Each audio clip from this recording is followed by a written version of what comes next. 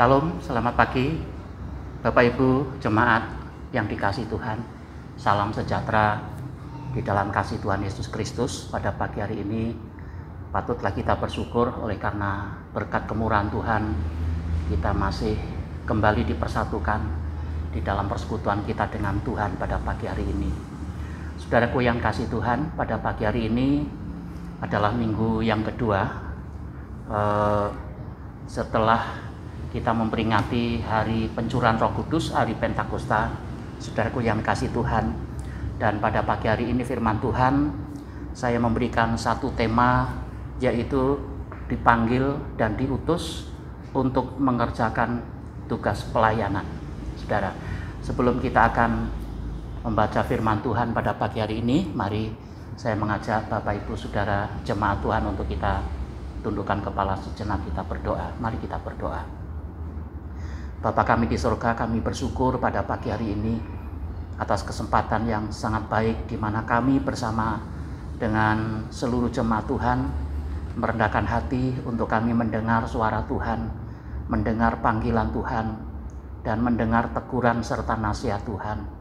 Kami berdoa kiranya kuasa Roh Kudus bekerja untuk mengurapi, menjamah hati dan pikiran kami, agar firman Tuhan yang kami renungkan pada pagi hari ini sungguh-sungguh akan menjadi bagian, menjadi kekuatan penghiburan bagi kami, dan terlebih memberikan inspirasi di dalam kehidupan kami.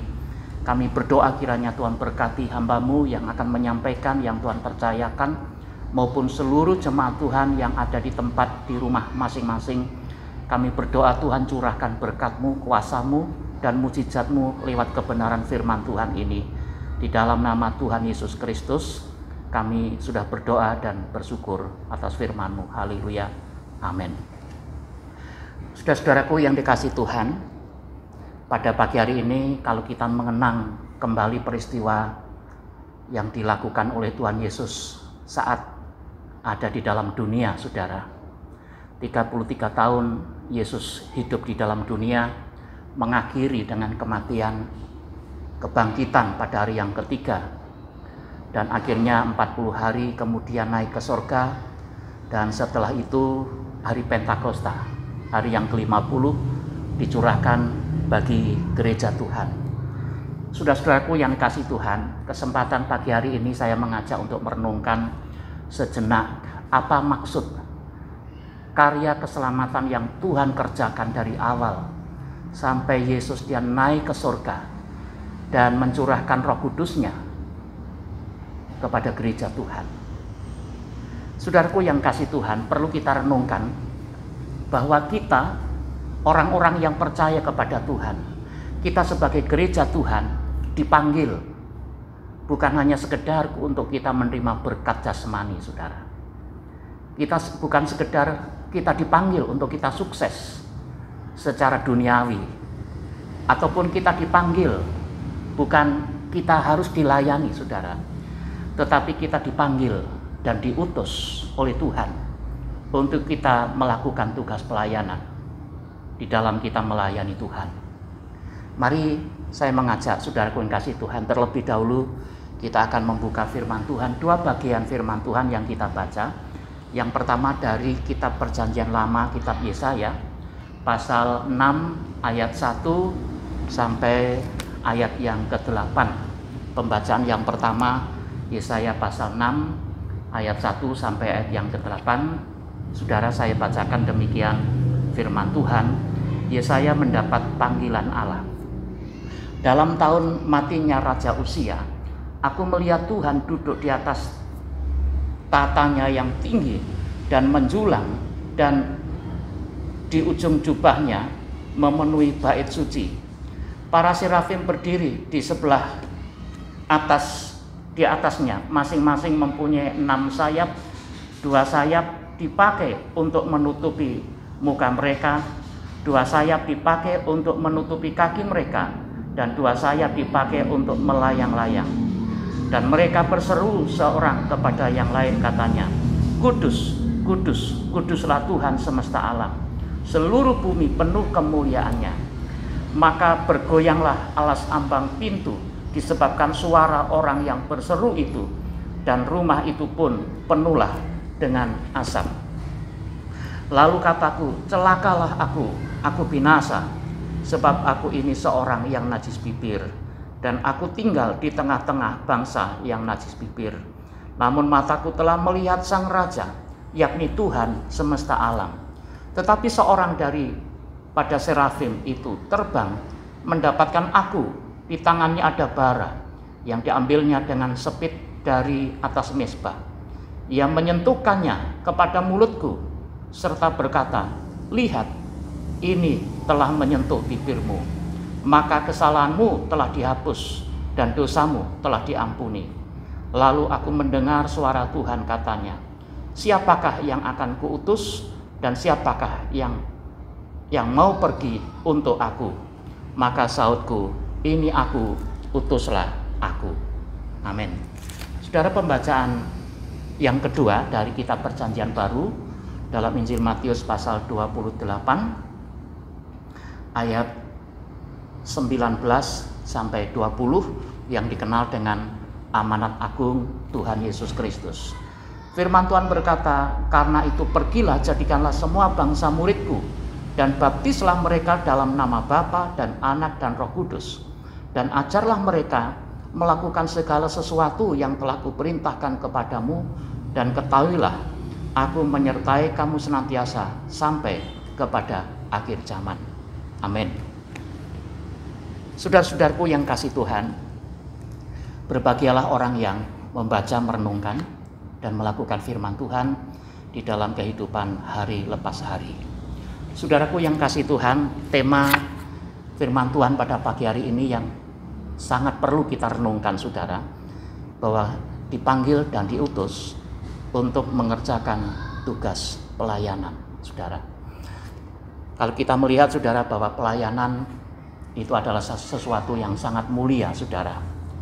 Pelayanan bukan hanya dimiliki oleh seorang hamba Tuhan atau pendeta atau penginjil, saudara, atau guru agama atau para majelis pengurus gereja, saudara. Tetapi pelayanan itu adalah milik Tuhan dan itu dipercayakan kepada orang-orang yang dipercayai. Semua orang-orang yang percaya kepada Tuhan, kita sebagai gereja Tuhan dipercayakan oleh Tuhan untuk menjalankan misi Kristus. Tugas pelayanan ini dimanapun kita berada dan kapanpun kita melakukan itu.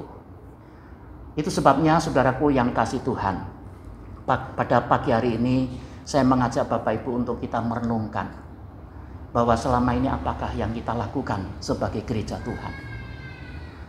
Apakah yang kita kerjakan yang berkaitan dengan tugas-tugas daripada pelayanan itu? Kalau kita melihat peristiwa kematian Yesus, kebangkitan sampai dia naik ke sorga, saudara, Tuhan ingin supaya pada waktu dia naik ke sorga, maka misi pekerjaan Kristus itu diteruskan oleh orang-orang yang percaya sebagai gereja Tuhan. Saudaraku yang kasih Tuhan, pembacaan yang pertama dalam kitab Yesaya pasal yang ke-6, saudara. Bagaimana pengalaman Yesaya sebagai hamba Tuhan yang dipanggil oleh Tuhan, yang dipercayakan tugas yang mulia itu kepada Yesaya, saudara. Kalau kita melihat di dalam kebenaran firman Tuhan tentang dipanggil dan diutus untuk mengerjakan tugas pelayanan, saudara, ini memiliki asumsi tema yang berkaitan dengan komitmen, yang berkaitan dengan panggilan untuk mengerjakan tugas yang mulia, yaitu pelayanan di dalam misi Kristus. Itu sebabnya, saudaraku yang kasih Tuhan, kalau kita melihat dasar panggilan dan pengutusan, kalau kita lihat sebagaimana Nabi Yesaya di dalam pasal yang ke-6, saudara, yaitu bisa dipercayai. Kitalah saksi Tuhan, kitalah sebagai duta Kristus, orang-orang yang percaya kepada Tuhan, yang dipercayakan oleh Tuhan untuk menjalankan misi Kristus, menjalankan pelayanan yang mulia itu. Saudaraku yang kasih Tuhan, kalau kita lihat, saudara, bahwa panggilan itu betul-betul sudah jelas, tugas yang dikerjakan itu ada kemauan, ada kemampuan, saudara. Ada tujuan yang jelas. Sebagaimana Tuhan Yesus menyampaikan di dalam amanat agungnya. Ada upah yang perlu dipertimbangkan sebagai hamba Tuhan. Dan kalau kita lihat, saudaraku yang kasih Tuhan, pemeran utama di dalam pengutusan, yaitu Allah sendiri yang mengutus. Dan kita sebagai gereja Tuhan yang dipercayakan, yang dipanggil, kita yang diutus oleh Tuhan untuk menjalankan misi pelayanan itu. Saudaraku yang kasih Tuhan, mari kita belajar pada pagi hari ini sebagaimana pengalaman Yesaya. Biarlah ini menjadi satu motivasi, inspirasi bagi kita, saudara, supaya kita memahami makna panggilan itu di dalam kehidupan kita. Saya melihat ada 4 alasan yang sangat mendasar bagi orang yang dipanggil, yang diutus oleh Tuhan. Kalau kita kembali membaca di dalam kitab Yesaya pasal 6, ayat yang pertama, saudara, firman Tuhan dikatakan, dalam tahun matinya Raja Uzia, aku melihat Tuhan duduk di atas tahta yang tinggi dan menjulang, dan ujung jubahnya menyentuh bait suci. Kalau kita melihat di ayat pertama sampai ayat yang keempat, saudara, alasan mendasar yang pertama bagi seorang hamba Tuhan, khususnya Yesaya di sini, khususnya kita sebagai gereja Tuhan yang dipanggil dan diutus untuk melayani Tuhan, yaitu melihat Tuhan, saudara. Alasan yang mendasar yang pertama, melihat Tuhan. Artinya apa, saudara? Melihat Tuhan ini artinya kita sebagai orang-orang yang percaya kepada Tuhan memiliki satu pengalaman hidup dengan Tuhan. Kita merasakan kebaikan Tuhan.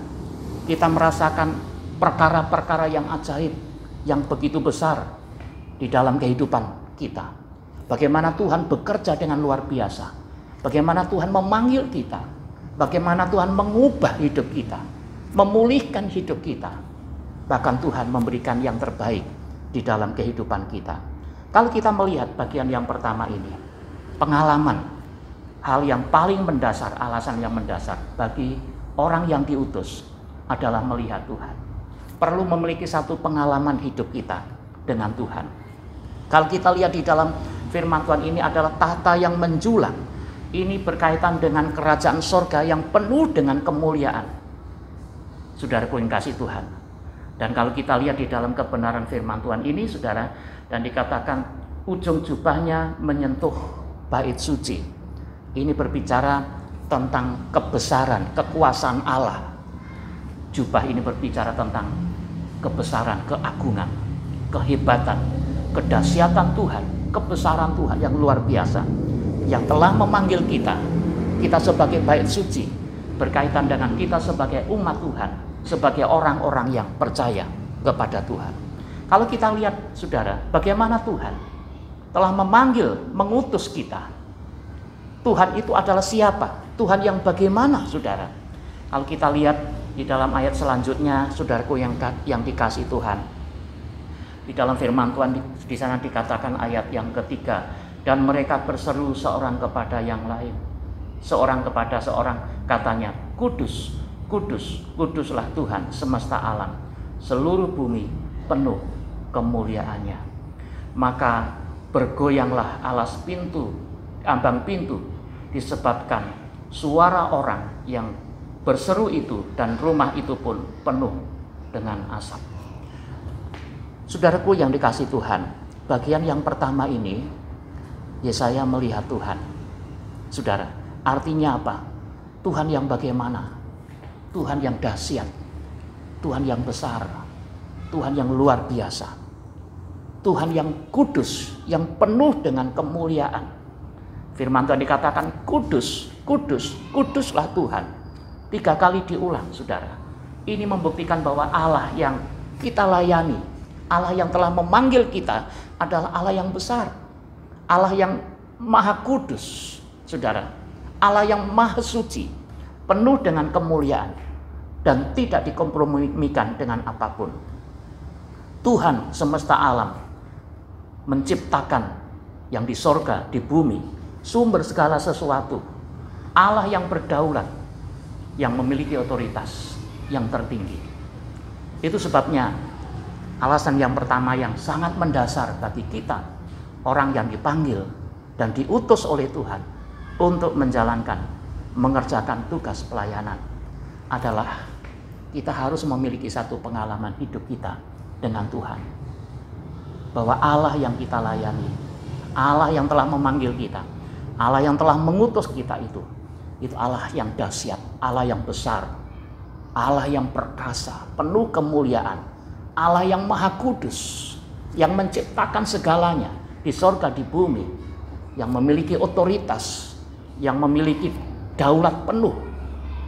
Itulah Allah yang kita sembah, Allah yang menjadikan segalanya indah pada waktunya, Allah yang maha ajaib.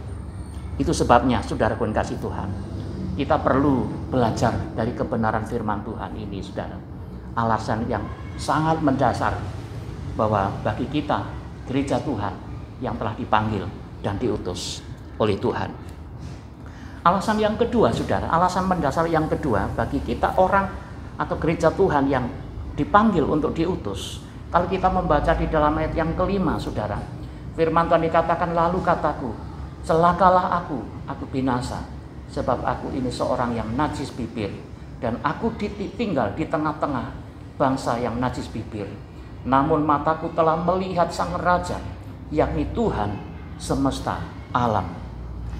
Saudaraku yang dikasih Tuhan, alasan mendasar yang kedua, yaitu menyadari tentang keberdosaan. Mau tidak mau kita harus melihat diri kita, atau dikatakan kita harus tahu diri, mengerti keterbatasan kita, mengerti eksistensi kita sebagai orang yang penuh dengan keterbatasan, saudara. Kalau kita melihat di dalam kebenaran firman Tuhan ini, perlu kita menyadari siapakah diri kita ini. Di dalam firman Tuhan ini dikatakan, celakalah aku binasa, sebab aku ini seorang yang najis bibir, dan aku tinggal di tengah-tengah bangsa yang najis bibir. Ini membuktikan bahwa Yesaya ataupun kita semua jemaat Tuhan atau hamba-hamba Tuhan, perlu kita menyadari diri kita sebagai orang yang penuh keterbatasan, sebagai orang yang najis bibir, yang penuh dengan dosa, yang penuh dengan pemberontakan, saudara, yang sebenarnya kita tidak layak menerima anugerah panggilan dan pengutusan dari Tuhan ini, saudara. Ada kerusakan yang total yang dilakukan secara bersama-sama, karena semua orang sudah jatuh di dalam dosa. Semua orang yang sudah jauh dari Tuhan, saudara yang dikasih Tuhan. Kalau kita melihat di dalam kebenaran firman Tuhan ini, kita bersyukur, saudara, dalam saat-saat seperti ini kita menyadari tentang keberdosaan kita, saudara, tetapi kita masih diberikan kesempatan oleh Tuhan untuk bertemu dengan pencipta kita, untuk bertemu dengan oknum pribadi Allah yang telah memanggil kita, yang telah mengutus kita, Allah semesta alam. Itu sebabnya, saudaraku yang kasih Tuhan, tidak hanya berhenti sampai di sini, saudara, bahwa kita ini orang yang berdosa, yang sudah jatuh, hidup yang sudah terpisah dengan kemuliaan Tuhan. Ada satu jurang yang begitu dalam, yang gak bisa diseberangi oleh apapun, dan kita tidak layak. Tetapi mari kita melihat, saudaraku yang kasih Tuhan, alasan yang kedua yang sangat mendasar bagi orang yang dipanggil, yang diutus oleh Tuhan, saudara. Bagian yang ketiga, kalau kita membaca di dalam ayat yang ke-6, saudara, firman Tuhan dikatakan, tetapi seorang daripada serafim itu terbang mendapatkan aku, di tangannya ada bara, dan diambilnya dengan sepit dari atas mezbah. Ia menyentuhkannya kepada mulutku serta berkata, lihat, ini telah menyentuh bibirmu, maka kesalahanmu telah dihapus dan dosamu telah diampuni. Alasan yang sangat mendasar yang ketiga, saudara, bagi orang yang dipanggil, yang diutus untuk mengerjakan tugas pelayanan, mengerjakan misi Kristus di tengah-tengah dunia ini, saudara. Dua ayat ini membuktikan bahwa ada proses pemulihan bagi anak Tuhan. Ada satu proses perubahan hidup sebagai orang yang percaya, sebagai hamba Tuhan. Alasan yang mendasar yang ketiga, yaitu memulihkan hidup kita. Ada satu proses pemulihan. Dan ini merupakan satu inisiatif Allah sendiri terhadap kita. Artinya kalau kita melihat di dalam kebenaran firman Tuhan ini, saudara, bahwa kesalahan telah dihapus, saudara. Dosamu telah diampuni. Dan Tuhan satu-satunya sumber pemulihan itu, yang telah memulihkan kehidupan kita, yang telah mengampuni segala dosa kita, saudara, yang menjamah mengurapi bibir kita, pikiran kita, seluruh hidup kita ini, saudara. Kalaupun kita sebagai orang yang najis bibir, yang tidak layak, saudara, apalagi yang berkaitan dengan tugas yang mulia di dalam pelayanan pekerjaan Tuhan, yang berkaitan dengan misi Tuhan ini, saudara. Tetapi bagaimana Tuhan memproses, membentuk kita, menjadikan kita sebagai gereja Tuhan, sebagai orang-orang yang percaya, sebagai murid Tuhan yang akan dipakai oleh Tuhan. Saudara, Tuhan memperhitungkan semua jenis kesalahan kita. Tuhan memperhitungkan semua jenis dosa pemberontakan kita, keegoisan kita, kekerasan hati kita, saudara. Itu sebabnya kesalahan kita dihapus. Ada pengampunan dosa. Diampuni segala dosa kita, saudara. Dan Tuhan satu-satunya sumber pemulihan yang sudah mengubah di dalam kehidupan kita, sehingga kita mengalami satu hidup yang baru bersama dengan Tuhan. Dan Tuhan ingin memakai kita, saudara, sebagai alatnya. Itu sebabnya proses yang ketiga ini sebagai alasan yang sangat mendasar orang yang diutus, yang dipanggil oleh Tuhan untuk mengerjakan pekerjaan Tuhan, bahwa Tuhan memulihkan kehidupan kita. Tuhan yang membentuk, menjadikan hidup kita ini berarti, sangat berharga di mata Tuhan.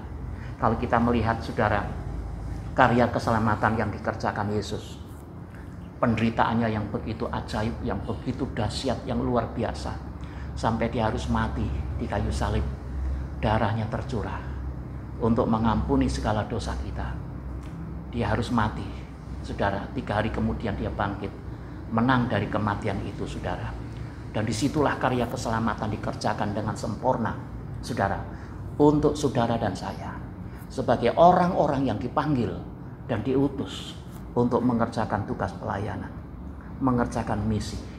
Sudah saatnya, saudaraku yang dikasihi Tuhan, kita tidak berdiam diri hanya di tempat kita, tetapi marilah menyadarkan diri kita untuk kita mau melakukan sesuatu yang berkaitan dengan Tuhan, pekerjaan Tuhan. Itu sebabnya, saudaraku yang kasih Tuhan, Tuhan telah memulihkan hidup kita. Tuhan telah menjadikan hidup kita ini berarti di mata Tuhan, saudara. Dan tidak hanya itu saja, tetapi Tuhan ingin supaya Tuhan memakai kita sebagai alat Tuhan untuk menjadi saksi Tuhan. Sebagaimana di dalam kitab Kisah Rasul pasal 1 ayat yang 8. Kalau Roh Kudus turun atas kamu, kamu akan kujadikan saksiku, saudara. Saksi Kristus, Yerusalem, tanah Yudea, Samaria, sampai ke ujung bumi. Di mana kita berada, Tuhan mempercayakan kepada kita. Tuhan memanggil dan mengutus kita untuk menjadi saksi Tuhan di tengah-tengah dunia ini. Yesus yang telah mengerjakan karyanya dengan sempurna, yang telah memulihkan hidup kita ini dengan baik, layak di hadapan Tuhan, dan saatnya untuk kita bersama-sama memulai di dalam melaksanakan tugas yang mulia di dalam melayani Tuhan. Alasan yang mendasar yang keempat, saudara, kalau kita membaca di dalam ayat yang ke-8, saudara, di sana dikatakan, lalu aku mendengar suara Tuhan berkata, siapakah yang akan kuutus? Dan siapakah yang mau pergi untuk aku? Maka sautku, ini aku, utuslah aku. Saudara-saudaraku yang kasih Tuhan, kalau kita melihat, ini merupakan satu komitmen, ini merupakan satu panggilan untuk mengerjakan misi Allah, mengerjakan tugas pelayanan di dalam dunia ini, saudara. Alasan yang keempat yang sangat mendasar bagi kita orang yang diutus oleh Tuhan untuk kita melayani Tuhan, saudara, yaitu Dia yang mengerjakan misi pelayanan itu. Mengerjakan misi pelayanan itu. Artinya apa, saudara? Mendengar panggilan Tuhan. Mendengar Tuhan yang berbicara kepada kita, saudara. Dan kita memiliki satu sikap rendah hati di hadapan Tuhan. Kalau di dalam firman Tuhan dikatakan, saudara, siapakah yang akan kuutus dan siapakah yang mau pergi untuk aku? Tuhan ingin, saudara, supaya kita gereja Tuhan diutus oleh Tuhan untuk memberitakan kebenaran, keselamatan itu, saudara. Dan siapakah yang mau pergi untuk aku? Saudara, bahwa kalau kita diutus oleh Tuhan, dipanggil untuk mengerjakan tugas pelayanan, saudara, ini bukan untuk menyenangkan manusia, tetapi untuk menyenangkan hati Tuhan. Ini satu jawaban yang luar biasa, yang berkaitan dengan komitmen, panggilan di hadapan Tuhan, saudara. Itu sebabnya firman Tuhan dikatakan bagian B, saudara, maka sautku, ini aku, utuslah aku. Dengan sikap rendah hati, Yesaya mengatakan, ini aku, utuslah aku.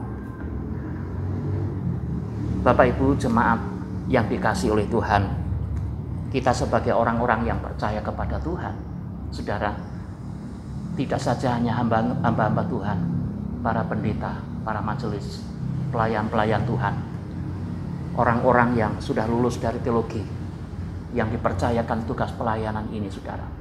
Tetapi kita sebagai gereja Tuhan, anak-anak Tuhan, murid-murid Tuhan, juga dipercayakan oleh Tuhan. Tugas pelayanan ini ada di pundak kita semua, orang-orang yang percaya kepada Tuhan. Dan lihatlah, masih banyak domba-domba yang tersesat. Dan lihatlah tuayan yang sudah menguning dan siap untuk dituai itu. Oleh sebab itu, kalau kita melihat alasan yang sangat mendasar yang keempat mengerjakan misi pelayanan ini, saudara, ada sikap, ada 3 sikap hamba Tuhan di sini, yaitu tentang ketaatan. Ketaatan. Lalu yang kedua, kesetiaan dan kerendahan hati sebagai seorang hamba Tuhan. Saudaraku yang kasih Tuhan, dalam kebenaran firman Tuhan ini, saudara, Tuhan terus mengerjakan yang terbaik di dalam hidup kita. Tuhan yang sudah banyak memberkati, mencukupi segala kebutuhan kita. Keempat, alasan yang sangat mendasar, kita yang dipanggil, kita yang diutus oleh Tuhan, saudara. Bagian yang terakhir ini, di dalam kita menjalankan tugas pelayanan sebagai gereja Tuhan, ada 3M yang perlu saya sampaikan, saudara. Yang pertama, mari kita mulai dari diri kita sendiri. Sebagaimana pengakuan Yesaya kepada Tuhan, siapakah yang akan kuutus? Saudara, Yesaya mengatakan, ini aku, utuslah aku.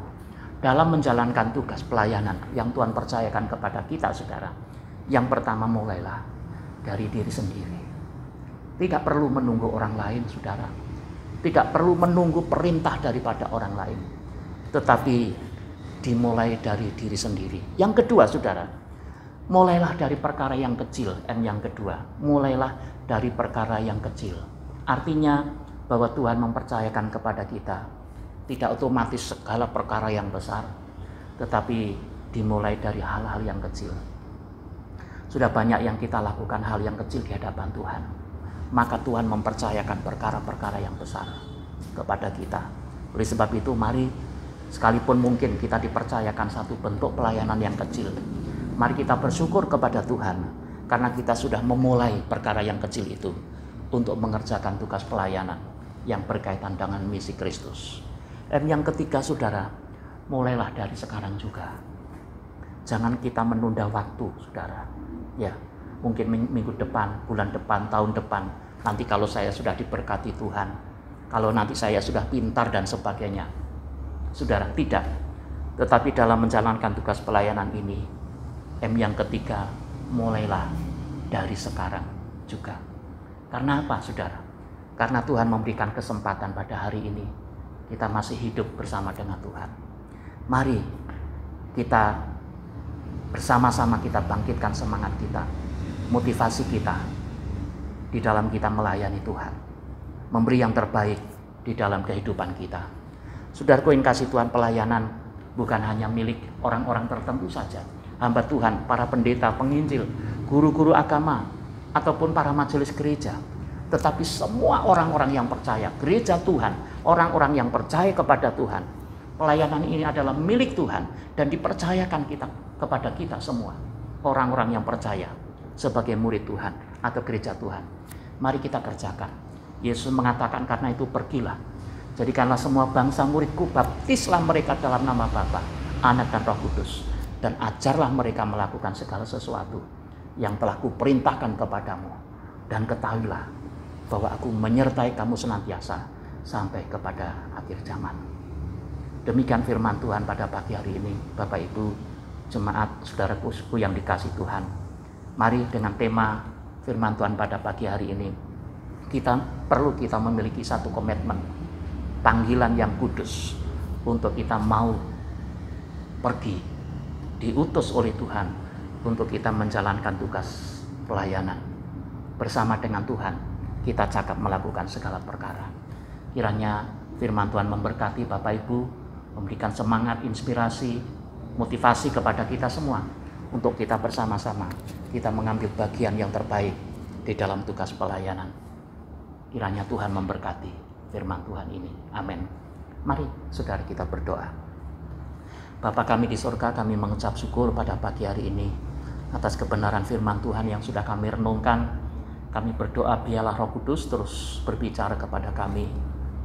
Tuhan, kami sadar bahwa kalau Tuhan telah memanggil kami, Tuhan telah mengutus kami, tidak ada alasan apapun untuk kami tidak pergi dan tidak melakukan segala tugas yang mulia.